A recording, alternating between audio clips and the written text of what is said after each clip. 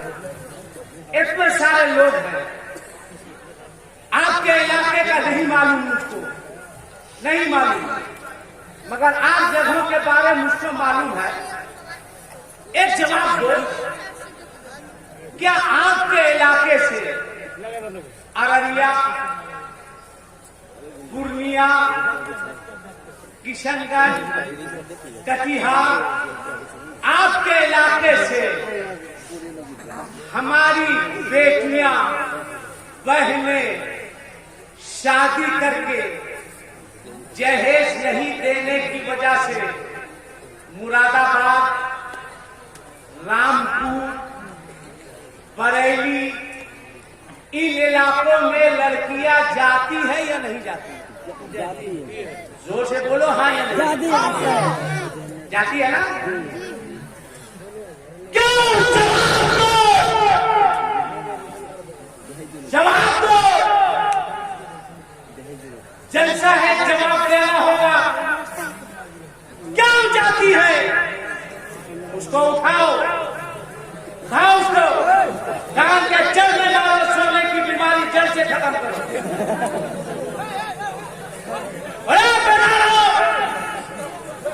बहुत मेहनत के बाद इन बच्चों ने जलसा किया है, बहुत मेहनत के बाद। इसलिए मेरी कोशिश होगी कि इस जलसे को लोग आजकल परसों नहीं बल्कि परसों साहब, अब्दुल वकील साहब, इस मोहल्ले के सदस्य सेक्रेटरी, नौजवानों को लोग कहे जलसा हो तो आपके तरह जलसा हो।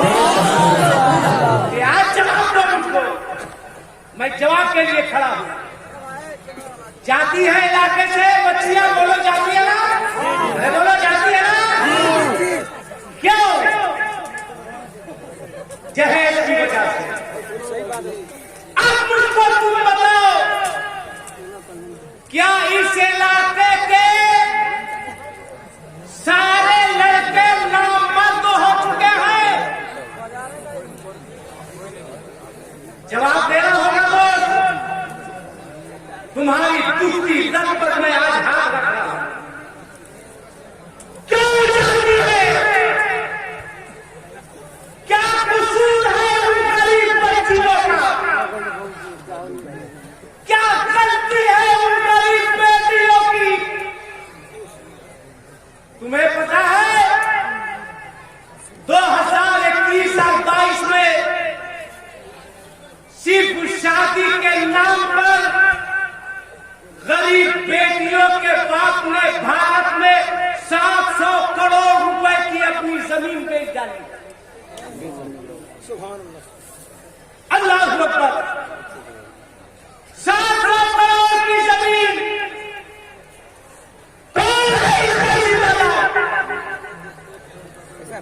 नारा लगाने वालों, जलसा करने वालों, बारहवीं शरीफ में जुलूस निकालने वालों, एक मुहर्रम से 10 मुहर्रम तक या हुसैन कहने वालों, 11वीं मनाने वालों, अजमेर जाने वालों, बरेली जाने वालों, केजावजा जाने वालों, कौन है इसका जिम्मेदार? ना किसके ऊपर है इसकी जिम्मेदारी? देख लीजिएगा सब टीवी को। जरा सुनो दर्द को, दर्द को अपने दिल पे हाथ रखो। एक वाकया मैं सुना रहा हूं। अब मेरी जिंदगी का मकसद सिर्फ जलसों में तकरीर करना नहीं है। अब मकसद ये है कि अमीर बाप की बेटियों के साथ गरीब बच्चियां भी दुल्हन बन जाए, गरीब बच्चियां भी सुहागन बने, गरीब बच्चियां भी मुस्कुराए, और गरीब बेटी का बाप जहेज के नाम पर ठोकर खाने पर मजबूर नहीं हो, दरवाजे दरवाजे जाकर भीख मांगने पर मजबूर नहीं हो। बस जिंदगी का मकसद ही है। एक वाकया जब से मेरे साथ हुआ है, मैं जब जब बयान करता हूँ मेरा पूरा वजूद थरथराता है, पूरा वजूद हिलता है। सुनो, गौर से सुनो। एक शहर में गया जलसे में, शहर का नाम नहीं बताऊंगा, जगह नहीं बताऊंगा, बस से मैं उतरा, एक रिक्शे वाले पर नजर पड़ी जिसकी उम्र 60 से 70 साल होगी। देखिए उनको जाने दीजिए, जाने दो, उनको जाने दो, जाने दो, है रास्ता दो, बुजुर्ग आदमी है, जाने दो। माशाअल्लाह, जाइए जाइए जाइए। जरूरत है जो आदमी आया है उसको जाना ही है, मगर जब मैं अपनी गुफ्तगू में तसलसल रखूं तो उठना मत। मैं बहुत नाजुक मिजाज हूं, कब बैठ जाऊंगा कहना मुश्किल है। मैं खूने जिगर जला रहा हूं। मकसद है कि बच्चों ने जो मेहनत की है, परवरदिगार इन बच्चों की मेहनत को कबूल फरमा ले। इनकलाब पैदा हो, इनकलाब पैदा हो। सुनो गौर से, मैं उतरा, एक रिक्शे वाले पर नजर पड़ी जिसकी उम्र लगभग 60 से 65 साल होगी। और सुनो, 60 से 65 साल होगी।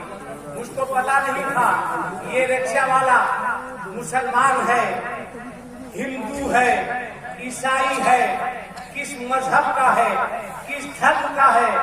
मैं करीब गया, मैंने कहा फला जगह चलना है, चलोगे? उसने कहा चलूंगा।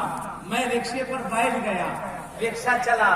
जब चढ़ाव पर रिक्शा पहुंचा, चूंकि अल्हम्दुलिल्लाह हम इस्लाम के मानने वाले हैं, आज इस्लाम जो है वो मोहब्बत का पैगाम देता है। जब चढ़ाव पे रिक्शा चढ़ा, रोता जा रहा था। मैंने रिक्शा एक होटल पे रुकवाया, मैंने नाश्ता करवाया, चाय पिलाई। मैंने कहा मुझको बताना होगा, कहा मत पूछिए। मैंने कहा बता दीजिए, मैं कौम का एक जिम्मेदार हूँ, मैं आपके सुख को दर्द को समझ सकता हूँ। इतना बड़ा मजमा है, गौर से सुनना, कलेजा मुंह को बाहर आ जाएगा। उसने कहा कि मौलाना साहब मेरी चार बेटियां हैं, दिन रात मजदूरी करके, जब रात में मैं घर पहुँचता था, खाना खाता था, बिस्तर पे जाता था, थकावट के बाद भी मुझे नींद नहीं आती थी। जब चार बच्चियों को देखता था, बिस्तर पे जाके सोचता था कि कब मेरी बच्चियां सुहागन बनेगी, कब मेरी बच्चियां दुल्हन बनेगी, कब मेरी बेटी का सुहाग उठेगा, कब मेरी बेटी सुहागन बनेगी, कब मेरे घर में शादी के तराने गाहे जाएंगे। मेरे पास इतनी दौलत नहीं कि मैं जमीन बेच के अपनी बेटी के हाथ को पीले कर सकूं। मेरे पास इतनी दौलत नहीं कि मैं लड़कों को खरीद सकूं। कहा मौलाना साहब पूरी रात सोचते गुजर जाती थी, शुभ होती थी, मजदूरी करता था। कहा तकरीबन 2 महीना पहले मैं रात में पहुंचा, लगभग 11 साढ़े 11 बज रहे होंगे। मैंने दस्तक दी, बच्चियां घर खोली, मैं अंदर गया।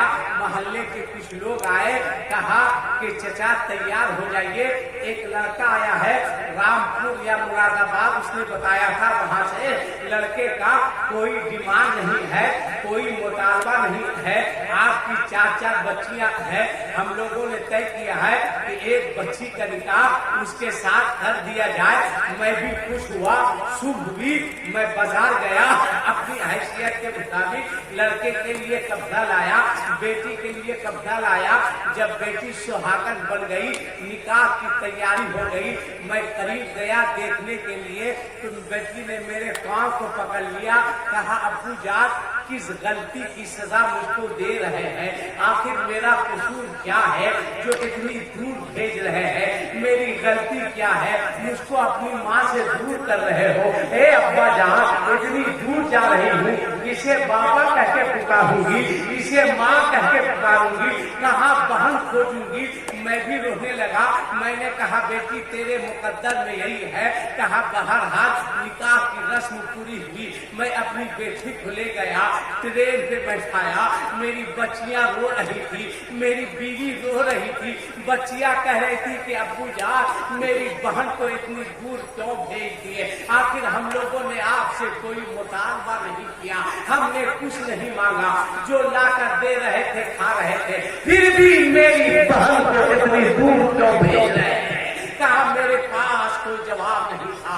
ट्रेन आई, ट्रेन पे बैठाया, बच्ची साथ कतार हो रही थी, मेरे भी आंख बह रहे थे। मैंने हाथ उठाकर दुआ दी, बेटा अल्लाह परदेश में हिफाजत करे, बेटी तू सदा सुहागन रहे। कहा जब ट्रेन चल रही थी तो ऐसा लग रहा था कि ट्रेन पर पटरी पर ट्रेन नहीं चल रही है, एक बाप के दिल पर ट्रेन चल रही है। कहा पटरी नहीं हिल रही थी, एक बाप का दिल हिल रहा था, एक बाप का कलेजा हिल रहा था। कहा आई गई, गौर से सुनना पूरा मजबा, कहा आई गई बात खत्म हो गई।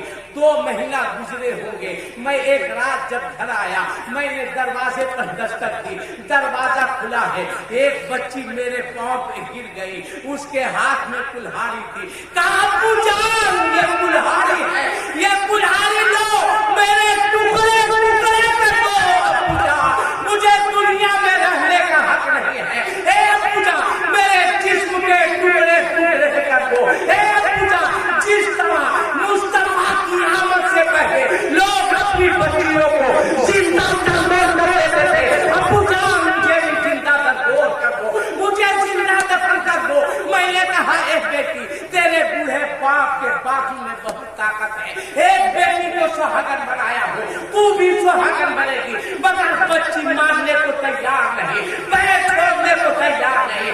जाओ करता पैर पकड़ कर बोल रही थी कि अब पूजा मुझे टुकड़े टुकड़े कर दो। कहा मैं झुका, झुकने के बाद जब अपनी बच्ची को उठाया है, अब मेरी बच्ची पर नजर पड़ी है तो मेरा पूरा वजूद थरथराने लगा है। कहा अपने लगा है मैं क्या देखता हूँ, जिस बेटी को मैंने सुहागन बनाकर भेजा था आज वही बच्ची मेरे कदमों पे गिरी हुई है, वही बच्ची रो रही है। मैंने पूछा था ए बेटी तू आई कैसे, रोने लगी। कहा पाजा पूछो मत पूजा, मैं आप पर बोझ नहीं बनना चाहती, ये कुल्हाड़ी लो, मुझे काट दो, टुकड़े टुकड़े कर दो, मुझे दफना दो। मैंने कहा बेटी बात क्या है, मेरी बेटी ने रोते हुए कहा था अब्बू जान आपके साथ धोखा हुआ है, मेरे साथ भी धोखा हुआ है।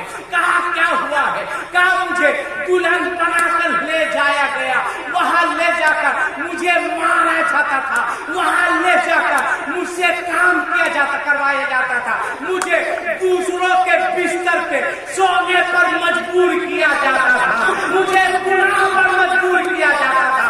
पूजा किसी तरह मैं भीख मांगते हुए भाग कर वापिस आई हूँ।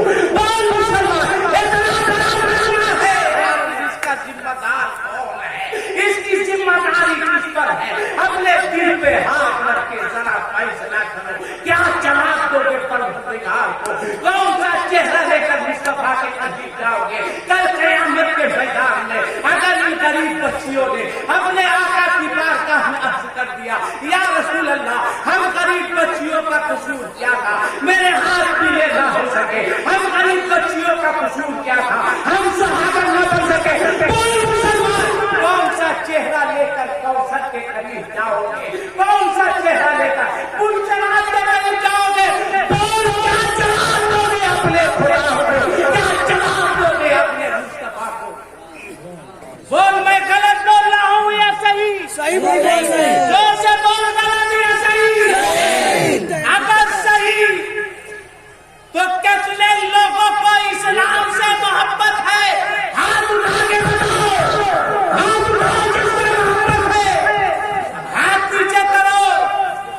इस्लाम के चाहने वालों अगर सही बोल रहा हूं तो इतने बड़े मजमे में, इतने बड़े मजमे में है कोई ऐसा बेटा, है कोई ऐसा हुसैनी जिसकी शादी नहीं हुई हो, वो कहे मैं कुंवारा हूं, शादी नहीं हुई है, मगर वादा करता हूं कि मेरी शादी होगी तो लड़की के बाप से दहेज का कोई मुकाबला नहीं है। कोई लड़का खड़ा हो जाओ, जो नहीं लेगा खड़े हो जाओ, 1 2 3, और कोई जबरदस्ती नहीं, जबरदस्ती नहीं, जो खड़ा हो जाओ, जो नहीं लेगा खड़े हो जाओ।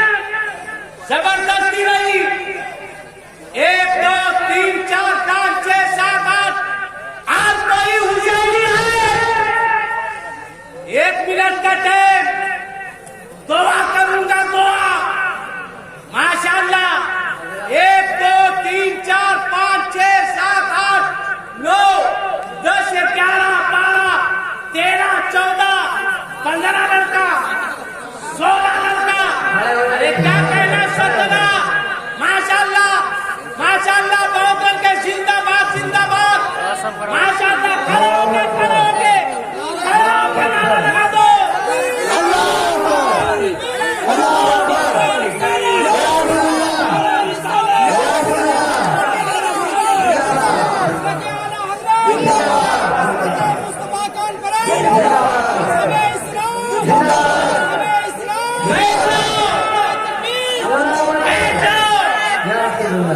अल्लाह हमारे इन नौजवानों को सलामत रखे।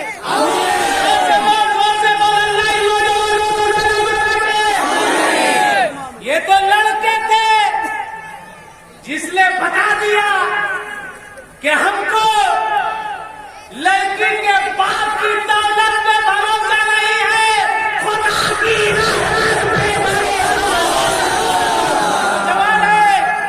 नौजवान है, मुबारकबाद के लायक। ये तो बच्चे थे, बच्चे थे, अब बच्चों के बाप का इम्तिहान हो जाए। है कोई बेटे का बाप जिसके पास बेटा हो वो कहे हम भिखमंगा नहीं है, मेरे पास बेटा है, मगर बेटे की शादी में कोई दहेज का मुतालबा नहीं करेगा। माशाल्लाह, एक बार खड़ा हुआ, दो खड़ा हुआ, मेरे बेटे एक जगह खड़े हो जाइए, खड़े हो जाइए, माशाल्लाह। अरे क्या कहना, जल्दी वक्त नहीं, आगे बढ़े, और कोई बेटे से बात नहीं, खड़े हो जाओ। अरे माशाल्लाह माशाल्लाह माशाल्लाह, बैठ जाइए, बैठ जाइए। आए हाफिज अब्दुल वकील साहब, इधर गए हाफिज असगर साहब, आए कहाँ है आपके कमेटी में लोग, सब है। अब आप लोग को मैं सीधा ठोक के कह सकता हूँ कि आप लोगों का जलसा कराना वसूल हो गया। मैं बड़ा काम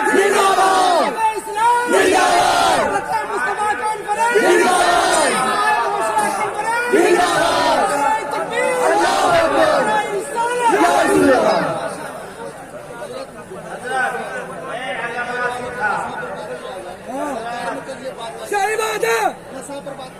सुनो सुनो बैठो चचा, सुनो एक बात और सुनो, एक बात और सुनो, सुनो गौर से। मैंने पहले कहा ना कि 40 दिन के चिल्ले में नहीं होता है जो गरीब नवाज के दीवाने एक रात नहीं रहे। अब अगर कोई कहे कि मांगो, तो तुम लोग कहना कि लड़की के बाप की औकात नहीं है कि नबी के गुलाम की कीमत लगाते हैं। हम लोग तो बाजारे मुस्तफा में बिक चुके हैं। अगर कोई कहे मांगो, आना हाफिज असगर साहब के पास, मौलाना शरीफ साहब के पास, कहना लोग कहते हैं मांगो, आखिर देता कौन है, देता कौन है? अगर इजाजत दो तो एक शेर पढ़ दे, पढ़ दे तो मौलाना शमीम साहब, हाफिज असगर साहब, हलचल शिवानी साहब, हमारे शम्स साहब, हाफिज अब्दुल वकील साहब कहेंगे कि देता कौन है। तो सुनो कि कौन देता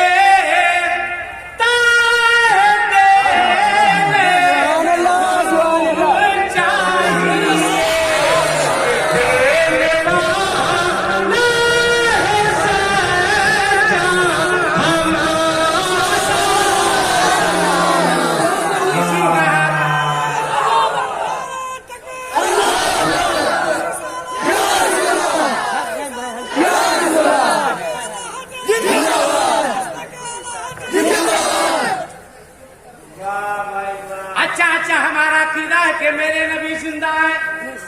बोलो अकीदा है ना? अरे बोलो अकीदा है ना? अकीदा है तो पूरा मजमा जिसके पास एक है एक हाथ उठा के कहेगा हमारा नबी, जिसके पास दो है दो हाथ उठा के हमारे साथ पड़ेगा हमारा नबी। बोलो दे ले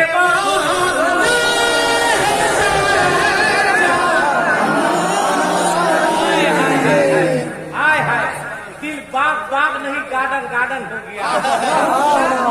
परवरदिगार, जिन लोगों ने आज के जलसे में अपने दोनों हाथों को उठा के हमारा नबी कहा है, मौला उन तमाम लोगों को रसूलुल्लाह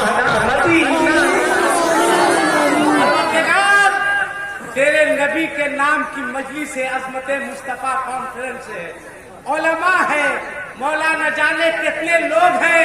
परवरदिगार, हमारे जिन बच्चों ने, हमारे जिन नौजवानों ने मौला वादा किया है जहेज नहीं लेंगे, आज जिन बच्चों के बाप ने वादा किया है नहीं लेंगे, मौला इन तमाम लोगों को रसूलुल्लाह के नवासे इमाम हुसैन का सरकार, इन लोगों की मांगे पूरी फरमा दे। लिहाजा एक मरतबा फिर हमारे साथ बोलना है हमारा नबी। अरे एक और गुजारिश, मुसलमानों हाथ जोड़ेंगे तुमसे, हाथ जोड़ेंगे, अगर बोलो तो पांव पकड़ेंगे, बोलो तो पांव पकड़ेंगे। अपने बच्चों को बचा लो, हाथ जोड़ेंगे, हाथ बोलो तो पांव पकड़ेंगे, अपने नौजवान बच्चों को बचा लो, छोटे छोटे बच्चों को बचा लो, बचा लो। हम लोग अपनी जिंदगी जी चुके हैं, 10 साल 15 साल 20 साल, इससे ज्यादा नहीं रहेंगे। इन बच्चों के मुस्तकबिल को बचा लो और तय करो कि हम शराब नहीं पिएंगे, नहीं पिएंगे। और ये तय करो, ये तय करो कि जो शराब पिएगा हम उस शराबी की बारात में नहीं जाएंगे, ना उसकी यहाँ शादी में जाएंगे, ना उसके यहाँ वलीमा में जाएंगे, ना मंगनी में जाएंगे। कहना कि नबी के आशिक से शराबियों का कोई रिश्ता नहीं हो सकता। इसलिए आओ एक मर्तबा मेरे साथ दोनों हाथ को उठा के बोलो कि दे ले